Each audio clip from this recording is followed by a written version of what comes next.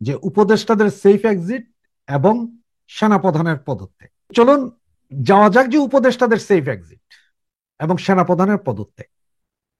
আপনারা গতকাল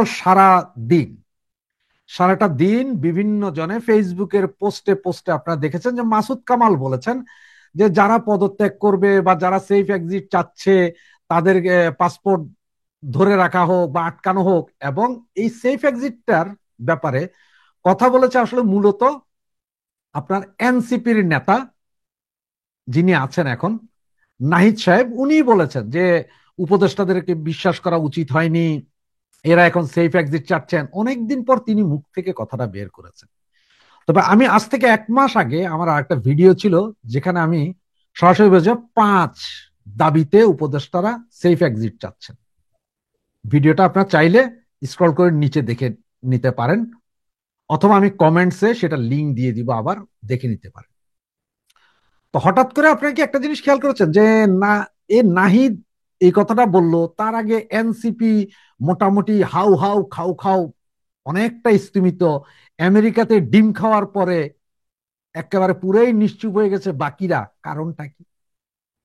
আসলে সেফ এক্সিট কারা চাচ্ছে জানেন? সেফ এক্সিট সবচেয়ে বেশি যাচ্ছে যাদের কাছে বাংলাদেশি পাসপোর্ট নেই।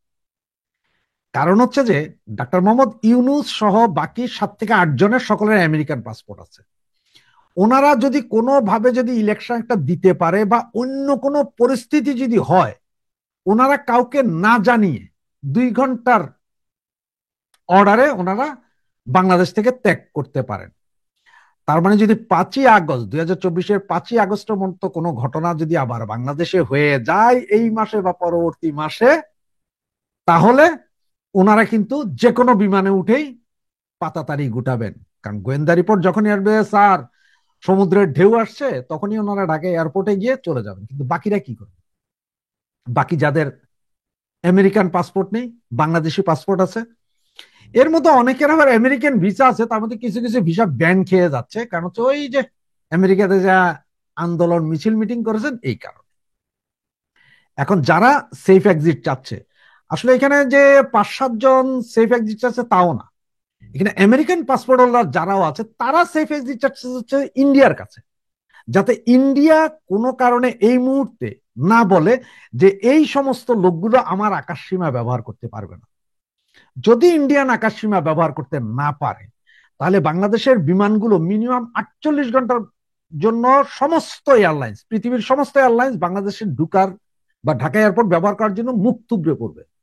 কারণ ওদের তখন পাকিস্তান হয়ে বার্মার উপর দিয়ে চায়না ঘুরে এখানে আসতে হবে। ব্যাপক এটা প্রায় 10 ঘন্টার জার্নি হয়ে যাবে তখন। মিডল ইস্ট থেকে আসতে 10 ঘন্টার জার্নি হবে। এর মধ্যে হঠাৎ করে যদি ইন্ডিয়া ব্যান করে দেয়, তাহলে বিমানগুলো আবার তাদের যাত্রাপথ ঘুরাতে বা এই করতে সময় লেগে যাবে, টিকিটের দাম চড়া হয়ে যাবে। সুতরাং 48 ঘন্টা সময় লাগবে, আর এই 48 ঘন্টার ভিতরে এদের কাবাব বানায় ফেলাবে পাবলিক। এটাই হচ্ছে তাদের ভয়, যে ইন্ডিয়ার কাছে সেফ এক্সিট চাচ্ছে এবং বাংলাদেশের মধ্যে তারা এই বিষয়টা হাইপ তুলছে। তার কারণ কি জানেন? যে কোনো মুহূর্তে আওয়ামী লীগ যে শক্তি প্রদর্শন করবে ঢাকা শহরে, এটা তারা জেনে গেছে গোয়েন্দা রিপোর্টের মাধ্যমে। যে গোয়েন্দা রিপোর্ট যেটা বলছে সেটা হচ্ছে ঢাকা শহরে যে কোনো মুহূর্তে আওয়ামী লীগ ভূমিকম্প সৃষ্টি করবে। আর সেনাপ্রধানের পদত্যাগটা কেন বললাম? আজকে আরেকটা নিউজ হয়তো দেখেছেন যে সেনাপ্রধান মির্জা ফখরুল ইসলাম আলমগীরের সাথে দেখা করেছেন বলে আমরা জানতে পেরেছি। এটা একটা নিউজে, আমি জানি না এই নিউজটা সত্য না মিথ্যা, যে ফখরুল ইসলাম আলমগীরের সাথে দেখা করেছেন কি করেন। কিন্তু সেনাপ্রধানের পদত্যাগের অন্য একটি কারণ আছে। সেই কারণটা হচ্ছে যে সেনাবাহিনীর সেই মেজর বা লেফটেন্যান্ট কি আমি জানি না, সে কামরুল ইসলাম, যে কিনা আগামীকাল যে পাকিস্তানের সেনাবাহিনীর যে 4 জন অফিসার আসবেন, তার মধ্যে হচ্ছে যে একজন ডিজি লেফটেন্যান্ট জেনারেল আপনার তাবাসসুম হাবিব, তিনি সহ যে 4 জন আসবেন, তাদেরকে বাংলাদেশ সেনাবাহিনীর মানে আমাদের বাংলাদেশের 3 বাহিনী মিলে তাদেরকে লাল গালিচা সংবর্ধনা দেবেন ঢাকা এয়ারপোর্টে। এবং তাদেরকে নিয়ে বৈঠক হবে। সেই বৈঠকে সেনাপ্রধান নাকি বৈঠকে সরাসরি উপস্থিত হতে রাজি হচ্ছেন না, যার কারণে আজকে সারাদিন সেনাকুঞ্জে ব্যাপক গুঞ্জন চলেছে। যদি তিনি রাজি না হন, তাহলে হয়তো সেনা বিদ্রোহ হতে পারে, অথবা আপনার আমাদের যেই সেনা প্রধান আছে এখন বর্তমানে, ওনাকে অ্যারেস্ট করা হতে পারে অথবা ওনাকে পদত্যাগ করে ফেলতে হবে। 6 তারিখ থেকে 9 তারিখ পর্যন্ত এরা থাকবে। তবে উনি দেখা করতে চাচ্ছেন না যে উনি এখন কারো বিরাগ ভাজন হতে চাচ্ছেন, কারণ এই সেনা বাহিনীর লোকজন যারা আসবেন বর্তমানে বাংলাদেশে, তারা 7 তারিখ এবং 8 তারিখ 2 দিন বাংলাদেশ, ইন্ডিয়া এবং বাংলাদেশ বার্মার যেই বর্ডার অঞ্চল আছে সেই অঞ্চল ভিজিট করবেন। এটা একটা সামরিক সফর হবে। সুতরাং এই সফরটাতে এই মুহূর্তে যেহেতু পাকিস্তান এবং ইন্ডিয়ার একটা ঝামেলা চলছে, বর্তমান সেনাপ্রধান ওয়াকারুজ্জামান চৌধুরী উনি এই বিষয়ে কোনো নাক গলাতে চাচ্ছেন না, বা এই যে বর্ডার অঞ্চল যে সফর করার পাকিস্তানি সেনাবাহিনীকে নিয়ে, এইটার ব্যাপারে উনি রাজি নয়। কারণ উনি চাচ্ছেন না যে কোনো ভেজালে পড়তে, কারণ ওনার হাতে সময় আছে আর মাত্র মনে হয় 3 মাস না 4 মাস পরে উনি অবসরে যাবেন। তাই উনি এইসব নিয়ে কোনো ঝামেলা যেতে চাচ্ছেন না। আর এই ঝামেলায় যেতে না চাওয়ার কারণেই সেনাবাহিনীর ভিতরে জামাতপন্থী যারা আছে তারা প্রচন্ড প্রেসার করেছে আজকে সারাদিন, এবং তাদের একটাই দাবি ছিল, হয় তাদের কথা মানতে হবে আর নয় সেনাপ্রধানকে পদত্যাগ করতে হবে। এই হচ্ছে যে মূল কাহিনী, ভিতর থেকে যতটুকু জানতে পেরেছি। এখন এই নিউ যে জানতে পারা যেটা, সেটা 100% গ্যারান্টেড সঠিক সেটাও জানি না, হতেও পারে নাও হতে পারে, তবে সম্ভাবনা বেশি। আমরা সকলেই এখন আলোচনা করছি বাংলাদেশে যে 5ই আগস্ট 2024-এর ঘটনার মূল হোতা কিন্তু আমাদের এই সেনাপ্রধান। তিনি যে একজন জামাতপন্থী এটাও আমরা অনেকেই জানি, কিন্তু এরপরও আমরা সেনাবাহিনীকে যেহেতু শ্রদ্ধা করি, এই বাহিনীকে শ্রদ্ধা করি, তাই ওনাদের বিরুদ্ধে আমরা কোনো খারাপ কথা বলিনি। কিন্তু এখন দেখা যাচ্ছে যে জামাতের এই প্রেসার এবং সেনাবাহিনীর ভেতরে এই প্রেসার হয়তো সহ্য করতে পারছেন না ওয়াকারুজ্জামান, তাই হয়তো সহযোগিতা চাইতে গিয়েছিলেন বিএনপির নেতা মির্জা ফখরুল ইসলাম আলমগীরের কাছে। এখন বিএনপিরও তো আসলে ওই ধরনের ক্ষমতা নেই যে ওনারা কিছু করবেন। তাই কি হয় সেটা দেখার বিষয়। আগামীকাল থেকে সিচুয়েশন অনেক কিছুই চেঞ্জ হবে, সবাই সিচুয়েশন দেখতে থাকি। এবং সেফ এক্সিট যেটা বলেছি সেটা সত্য, সমস্ত উপদেষ্টা, অপদেষ্টা এবং এনসিপির 9 জন এই সেফ এক্সিট চাচ্ছেন। তার কারণ হচ্ছে যে ওনারা জানেন যে আওয়ামী লীগ যদি এসে যায়, যদি না আসলে আওয়ামী লীগ এসেই গেছে দেশে, যে কোনো মুহূর্তে এটা প্রলয়ঙ্কারী ঘূর্ণিঝড়ের মতো হবে, এই ভয়েই পুরো ইন্টারিম গভর্নমেন্ট এখন কাঁপছেন। অলরেডি ফ্রান্স গভর্নমেন্টের সাথে ইনুস গভর্নমেন্ট কথা বলার চেষ্টা করেছেন, কিন্তু ফ্রান্স এম্বাসি ওনাদেরকে কোনো ইয়েস নো ভেরি গুড কিছুই বলে নেই। এদিকে জাতিসংঘ বলে দিয়েছে যে ইনক্লুসিভ ইলেকশন হতে হবে। আস্তে আস্তে সারা পৃথিবী বলছে ইনক্লুসিভ ইলেকশন, আর ইনক্লুসিভ ইলেকশন হতে হলে আওয়ামী লীগকে দরকার আছে। উইদাউট আওয়ামী লীগ এই দেশে কোনো ইলেকশন হবে না, এটা মনে রাখেন। এখন সময় খুব সন্নিকটে, আপনাদের বলেছিলাম চলো চলো যমুনায় চলো, সেই থাম্বনেল 2-1 দিনের ভেতরেই হয়তো আমি দিয়ে দিব, এবং টাইম নির্ধারণ করবে বাংলাদেশের জনগণ। জয় বাংলা, জয় বঙ্গবন্ধু, জয় হোক মেহনতি মানুষ। সুপ্রিয় দর্শক শ্রোতা, আসসালামু আলাইকুম। যে যেখানে আছেন ভালো থাকবেন, সেটাই আমার বরাবরের মতো প্রত্যাশা। সাম্প্রতিক সময়ে একটি আলোচনা বেশ ঝড় তুলেছে। সেনাপ্রধান ভারতে একটি সফরে যাওয়ার প্রাসঙ্গিকতা নিয়ে, সেটা নিয়ে আজ আপনাদের সঙ্গে কথা বলতে চাই। সেনাপ্রধান জেনারেল ওয়াকারুজ্জামান তিনি কি আইনসঙ্গতভাবে যে চাকরিতে বহাল আছেন সেখানে কি আইনানুগভাবে দায়িত্ব পালন করছেন, নাকি কোনো ব্যক্তিবিশেষ বা কোনো গোষ্ঠীর নিয়ন্ত্রণে তিনি চাকরি করছেন, এমনটাই আলোচনা এসেছে। প্রধানমন্ত্রী শেখ হাসিনা প্রতিরক্ষা মন্ত্রণালয়ের মন্ত্রী ছিলেন। সঙ্গত কারণেই সশস্ত্র বাহিনী প্রতিরক্ষা মন্ত্রণালয়ের অধীনে 2024-এর 5 আগস্ট প্রধানমন্ত্রীর নির্দেশনা সম্পূর্ণরূপে উপেক্ষা করেন তিনি। আইন অনুযায়ী প্রধানমন্ত্রী যেহেতু ওই মন্ত্রণালয়ের মন্ত্রী, তার নির্দেশনা, তার আদেশ প্রতিপালন করা তার আইনগত এবং সাংবিধানিক দায়িত্ব থাকলেও তিনি সেটা করেননি।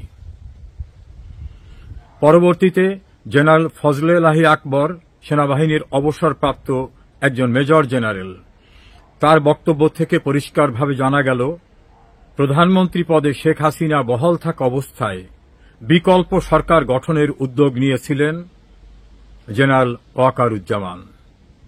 তাহলে কার নির্দেশে, কোন আইনে তিনি নতুন আরেকটি সরকার গড়ার জন্য প্রস্তুতি নিয়ে বিএনপি ঘরানার, বিএনপির চেয়ারপারসন বেগম খালেদা জিয়ার একজন উপদেষ্টা জেনারেল ফজলে এলাহি আকবরকে দায়িত্ব দিয়েছিলেন? এ প্রশ্নটি এখন গুরুতর আলোচনার বিষয়। তখন শেখ হাসিনা প্রধানমন্ত্রী পদে বহাল ছিলেন। সেই অবস্থায় আরেকটি সরকার গঠনের প্রক্রিয়ায় সর্বাগ্রে জেনারেল ওয়াকারুজ্জামান প্রাধান্য দিলেন জামাতকে, এবং তিনি একাধিকবার বললেন যে জামাতের আমির এসেছে। তিনি আমিরে জামাত বলছেন, জামাত যে স্টাইলে কথা বলে ঠিক সেই স্টাইলে তিনি কথা বলেছেন। পরবর্তীতে দেখা যায় তিনি জামাতের আমিরের সঙ্গে তার সখ্যতা, তিনি অসুস্থ হলে তাকে দেখতে যাওয়া। একইভাবে আরেকটি রাজনৈতিক দলের প্রধান বেগম খালেদা জিয়াকেও সপরিবারে তিনি দেখতে গিয়েছেন। ক্রমান্বয়ে দেখা যায় তিনি জামাত, বিএনপি এদের সঙ্গে তার সখ্যতা, সৌজন্যতা প্রকাশ্যভাবে রূপ নিয়েছে। সর্বশেষ ভারতে একটি সফরে যাওয়ার কর্মসূচি নিয়ে আলোচনা হচ্ছে যে তার উপর মনস্তাত্ত্বিক চাপ আছে, তিনি ভারতে যেতে পারবেন না। এই চাপ কারা দিচ্ছে? শোনা যায় বিএনপি, জামাত এবং বৈষম্য বিরোধী ছাত্র আন্দোলনের যে দল এনসিপি, তাদের পক্ষ থেকে এই চাপ। তাহলে তিনি কার অধীনে চাকরি করছেন, কাদের দ্বারা নিয়ন্ত্রিত হচ্ছেন? সেনাপ্রধান পদে দায়িত্বরত থাকা অবস্থায় তিনি অবসরপ্রাপ্ত সেনাবাহিনীর কর্মকর্তাদের দ্বারা প্রভাবিত হয়েছিলেন। এটা যারা প্রভাব বিস্তার করেছিল তারা পরিষ্কারভাবে বাইরে বারবার বলেছে, সামাজিক যোগাযোগ মাধ্যমে লিখেছে। তাহলে অবসরপ্রাপ্ত সেনাবাহিনীর কর্মকর্তাদের নিয়ন্ত্রণ তার উপরে, জামাতের নিয়ন্ত্রণ তার উপরে, বিএনপির নিয়ন্ত্রণ তার উপরে, এবং তাকে সহ গোটা সেনাবাহিনীকে জঘন্য ভাষায় যারা গালিগালাজ করছে, যারা ক্যান্টনমেন্ট উড়িয়ে দিতে চায়, ডিজিএফআই এর অফিস উড়িয়ে দিতে চায়, সেনাবাহিনীর মাথায় কোনো ঘিলু নাই, বুদ্ধি নেই, হাঁটুতে তাদের বুদ্ধি, এবং স্লোগান হয় ওয়াকারনা হাসনাত, হাসনাত আবদুল্লাহকে নিয়ে ওয়াকারের কাউন্টার স্লোগান হয়, তারপরেও কোনো ব্যবস্থা হয় না। এবং কেউ কেউ তো তাদেরকে উচ্ছেদ করে অন্য কোথাও ফেলে দেওয়া, কেউ কেউ তাকে জীবজন্তুর, জানোয়ারের সঙ্গে তুলনা করছেন। এভাবেই যখন চলছে, তারপরও সেনাবাহিনীর পক্ষ থেকে সেনাবাহিনীর মতো একটা মর্যাদাশীল এবং স্বাধীনতা সার্বভৌমত্বের অতন্দ্র প্রহরী এই বাহিনীটিকে যখন হেলো খেলা এবং তুচ্ছ তাচ্ছিল্য করা হচ্ছে, তখনও কোনো ভূমিকায় দেখা যায়নি। প্রসঙ্গ উঠেছে জেনারেল ওয়াকারুজ্জামান, তিনি কি আইনানুগভাবে রাষ্ট্রের যে আইন, সে আইনের অধীনে চাকুরি করেন, নাকি অবসরপ্রাপ্ত সেনা কর্মকর্তাদের অধীনে, জামাতের অধীনে, বিএনপির অধীনে, বৈষম্য বিরোধী ছাত্র আন্দোলনের লোকদের অধীনে, অথবা এন্টি আওয়ামী লীগ যে পলিটিক্যাল ফোর্স তাদের অধীনে চাকুরি করেন কিনা? একজন অবসরপ্রাপ্ত সেনা কর্মকর্তা জানিয়েছেন, যতক্ষণ পর্যন্ত রিটায়ারমেন্টে না যায় ততক্ষণ পর্যন্ত সেনাবাহিনীর প্রতিটি সোলজার থেকে শুরু করে কর্মকর্তারা অবশ্যই দেশের বিদ্যমান আইন অনুসরণ করবে, সরকারের নির্দেশনা অনুসরণ করবে। আমরা যদি একটু অ্যানালাইসিস করি, জেনারেল ওয়াকার তার আইনানুগ যে কমান্ডার প্রধানমন্ত্রী শেখ হাসিনা, যিনি প্রতিরক্ষা মন্ত্রণালয়ের মন্ত্রী ছিলেন, তার কমান্ড কি মেনেছেন? না, মানেননি। তাহলে তিনি কার কমান্ডে শেখ হাসিনার বাইরে গিয়ে একটি সরকার গঠনের পদক্ষেপ নিয়েছিলেন? সেই কমান্ডারকে, সে কি আইনানুগভাবে জেনারেল ওয়াকারের নিয়ন্ত্রক? এই প্রসঙ্গগুলি কিন্তু আলোচনায় এসেছে। সর্বশেষ তিনি ভারতে যাওয়ার ক্ষেত্রেও নাকি তাকে নিষেধ করা হচ্ছে, এমন আলোচনা।